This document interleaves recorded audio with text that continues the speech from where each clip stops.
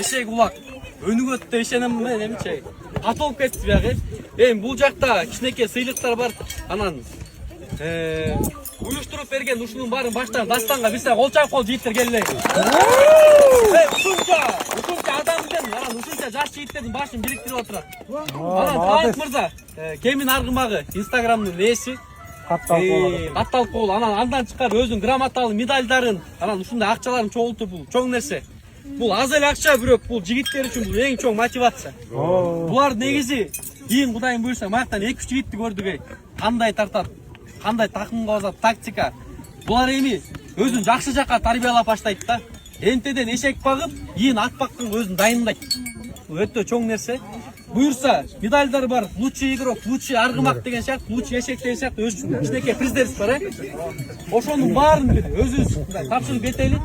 Очередь менен келбек. Анан прогресстен 11 эшек жүктөп келиптир байке. Мынакей.